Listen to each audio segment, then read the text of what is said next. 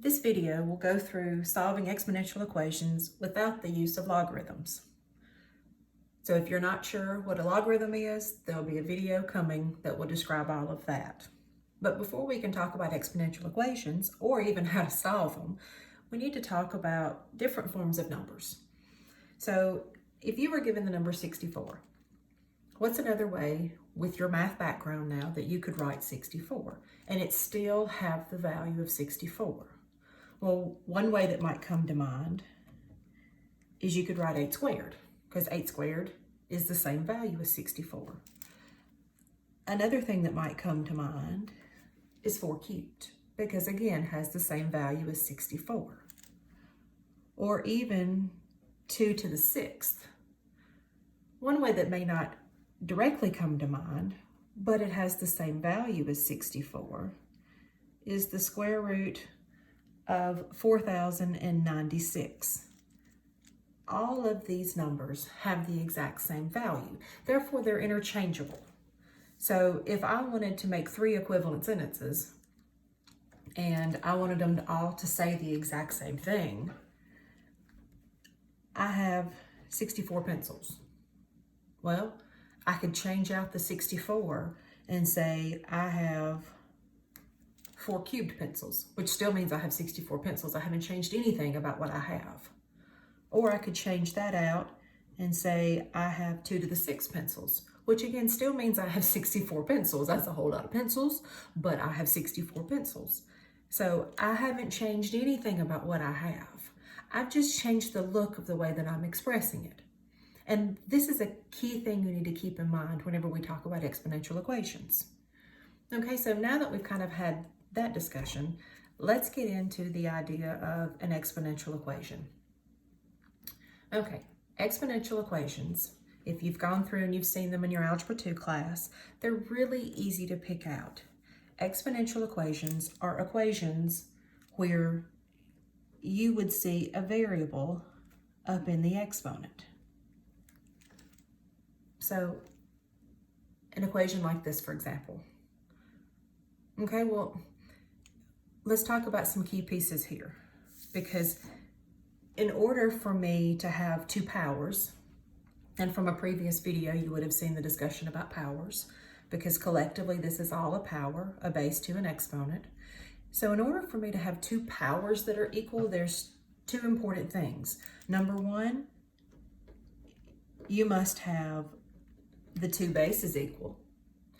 And what this means is you must have the 2 exponents equal.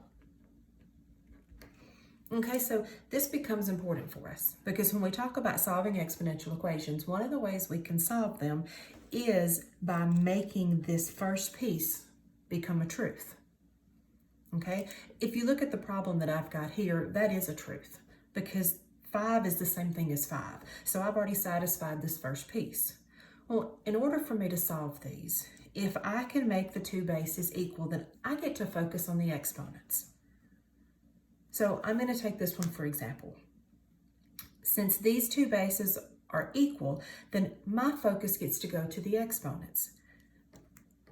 So I can kind of what we call forget about the bases for now. They're still there, but my focus can go up here to these exponents. So instead of me worried about 5 to this equals 5 to this, well, since they are the same base, what I'm concerned with is how do I make this exponent equal to this one? Okay, so in order for me to solve exponential equations and do it by making the bases the same, we are able to pull out the exponent, focus on them, and we can solve. So really easy solve here. We're going to subtract 4 from each side.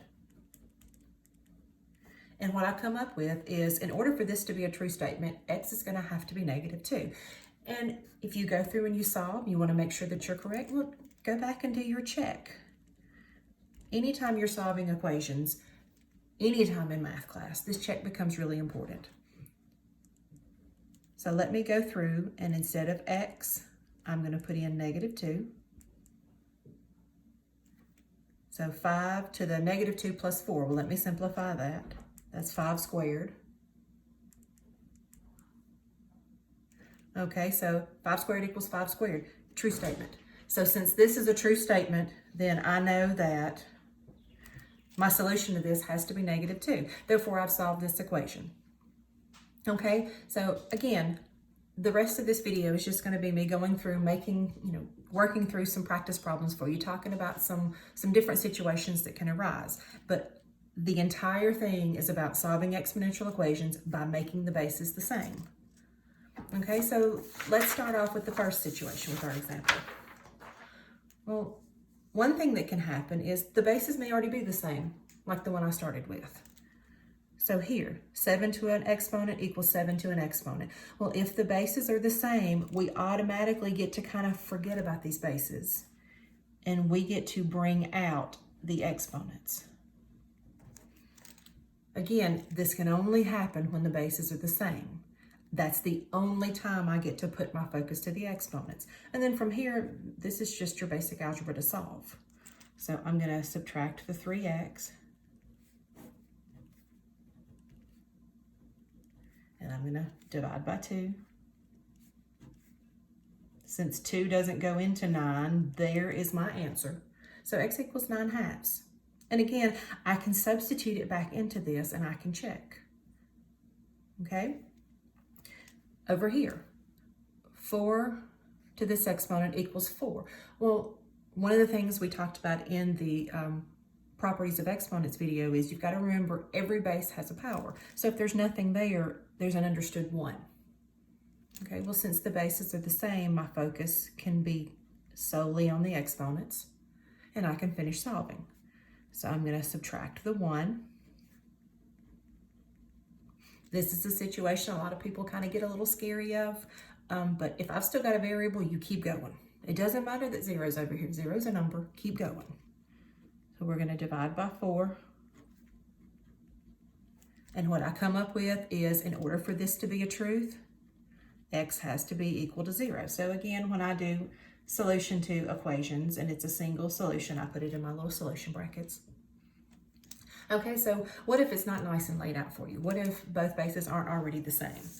Well, if both bases aren't already the same, maybe you can make a change on one base.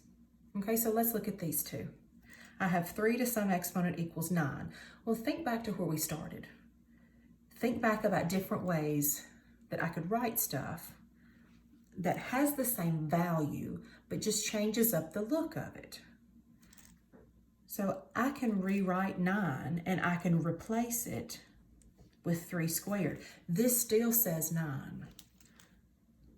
Why do I want to do that? Well, I want to do that because now I've created a situation where my bases are the same. So I continue the process. If the bases are the same, I'm going to pull out the exponents, focus on them, and then we're going to go through and solve. So I'm going to add 5 to both sides, divide by 2. 2 doesn't go into 7, so there's my answer. So in order for this power to equal 9, x has got to be 7/2. Over here, same situation. When I'm looking at my two bases, you want to think, is there anything I can do with one of those bases to make it look like the other? And what should come to mind is, well, 100 is the same thing as 10 squared, has the same value, but it uses a base of 10. So that would match here. That means I leave this one alone. I still want it to say 100 raised to the x minus 7, but I'm just going to change out what 100 looks like.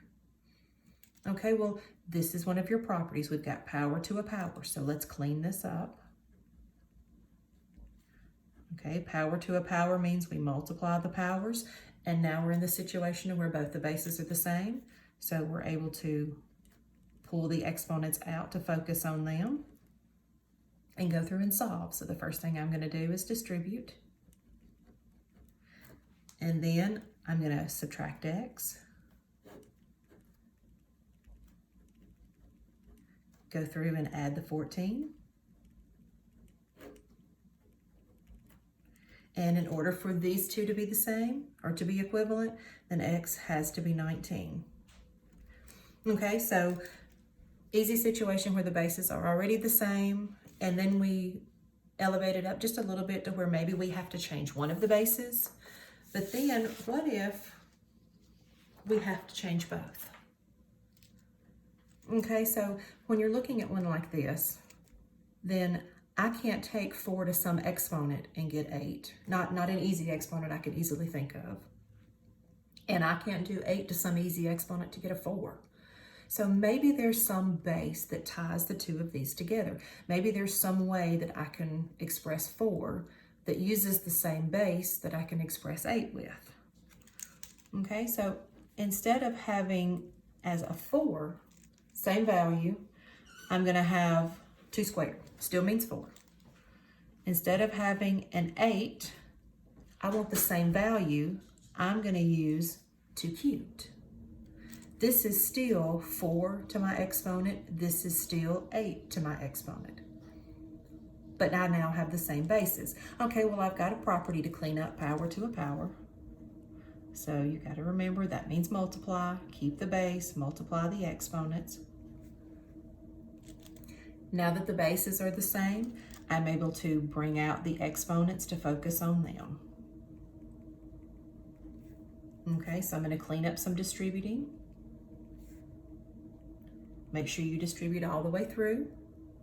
And then we're going to start solving. So I'm going to subtract the 2x. And then I'm going to take and subtract the 6.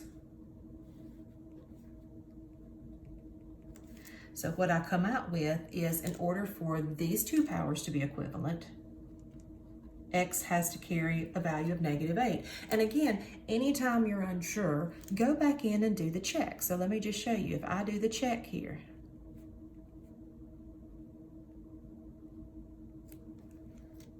I've got 4 to the -8 minus 1. That's 4 to the -9. And this is 8 to the -8 plus 2. That's 8 to the -6. Well, then type in your calculator 4 raised to the -9. And type in your calculator 8 raised to the -6. We know from previous that, this is the same thing as 1 over 4 to the 9th, and this is the same thing as 1 over 8 to the 6th. So that means I'm going to have decimals, so check and make sure the decimals match. Okay, easy thing to go through and check. All right, so over here, well, I may have to do a couple of changes. One thing is, I don't want any radical, I want exponents. So I know one of the first changes I'm going to make is 9 has an exponent of 1 with an index of 3. I'm going to make that 9 to the 1/3 because I would rather have it as an exponential. My focus now goes on making these bases the same. I can't do 9 to some exponent and be equal to 27, not easily. I can't do 27 to some exponent and easily see what equals 9. So maybe there's some base that ties both of these together. What you're going to find with this is it's going to be really helpful if you know your powers, okay? If you go through and you know how different numbers connect to each other. Well, 27, to have the value of 27, I'm going to use 3 cubed because 3 cubed is the same thing as 27. Okay, and what that allows me to do over here to have the same value as 9, I want to use 3 squared. Why is that important? Because I now have the same bases. So in order for me to go through here, then I'm going to clean up power to a power. Since the same bases are sitting here, I can focus on the exponents. Okay, and then I go through and I solve. Well, a couple of ways to solve this. Let me remind you, I can either go through and divide everything by 9, or you can clean up and get rid of the fraction by multiplying everything through by a 3 first, and then go through and divide by 27. Either way you choose to do it is fine. 27 does not go into 2. So there's my answer. So what we come out with is, in order to make these two powers equal, x has to be 2 over 27. Okay, well, a couple of other situations that come up that go in with some of your other rules and properties of your exponents. In order for me to have the bases the same, they've got to be in the same format. One's a whole number, one's a fraction. That's not going to work. Okay, so maybe kind of like what we did up here, I'm gonna do this in two steps. I don't want 1 over 25. So I'm gonna take, this is 25 to the first. I'm gonna take that power and move it to the top, multiplying it with what's there. Well, what's there is a 1. Remember, if I move it to the top, I gotta change the exponent sign. So instead of 25 to the first, it becomes 25 to the -1. Okay, so let me clean up power to a power. I'm gonna multiply. And when I multiply, I'm gonna distribute. So it becomes -1 times x, -1 times 1. Now it looks like some of these other ones I've done. Okay, and what I see here is I can easily make 25 use a base of 5. That means I don't have to change anything about this side over here. But I want to still have the same value as 25. So I'm going to have 5 squared. Okay, power to a power means we're going to clean this up and multiply the exponents. Now that the bases are the same, put your focus on the exponents. Let me distribute. And then I'm going to finish up solving. Okay, I'm going to add the 2x.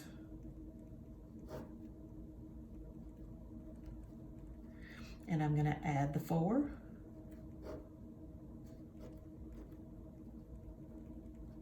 When I divide by 3, 3 does not go into 2, so there's my answer. So what I see is in order for this to be equivalent, x has to be 2/3. Okay, well, this one's kind of a special one that I wanted to make sure you saw. 1's kind of a special number. 1 is actually, we call it, it's kind of a gift when it comes to this, because there's a property with your exponents that always equals 1. And that property is when you raise a base to an exponent of 0. And remember, that base can be almost anything in the world except for 0. So if I can take some base to an exponent of 0 and be equal to 1, guess what I'm going to do? I'm going to match this other base over here. This is the same value. This is still saying 1 on this side. But what it does is it matches the other base for me. So now I can focus on the exponents. Subtract the 7. Divide by the 3. 3 doesn't go into 7, and since it's negative over positive, this is a negative 7/3. So again, there's my final answer. Okay, so before I give you a couple to work on, I do want to go through 2 special situations because there's some variations on these just for you to see. This looks pretty tame, looks real similar to the ones we were doing, but let's kind of work through this one and see what happens. Well, notice here I can make an easy change on one of these. I'm going to make 36 have the same value of 36, but I'm going to write it as 6 squared. That still says 36 to the x minus 5. Power to a power means I'm going to multiply. Now that the bases are the same, let me bring out the exponents so I can focus on them. Okay, so when I go to solve this, look what happens. I'm going to distribute, and then I'm going to move my variable. Well, when I move my variable, what I notice is that the variables go completely out. And since the variables go completely out, all I'm left with is a statement of 3 equals -10. Well, that's not true. 3 can't equal -10. And if 3 can't equal -10, that means there's no way for these exponents to be the same.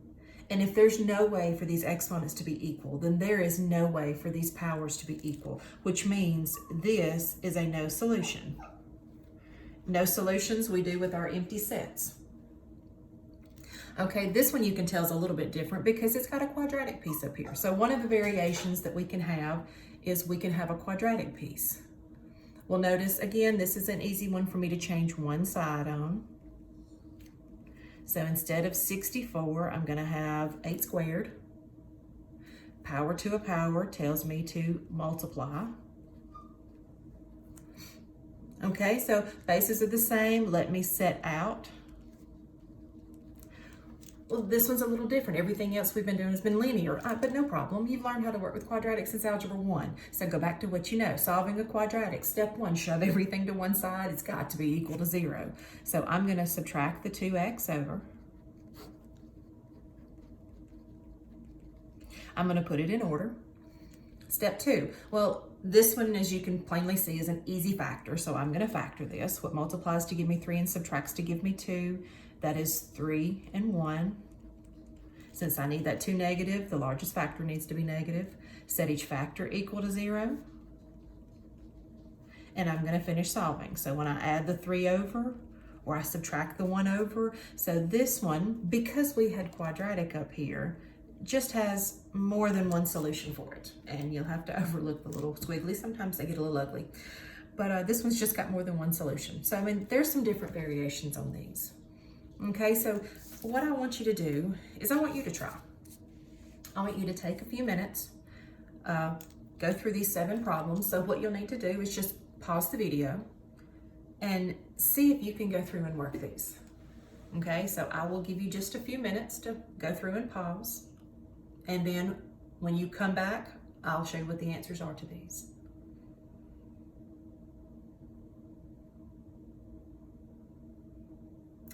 All right, so now that you've come back and resumed the video, these were yours to try.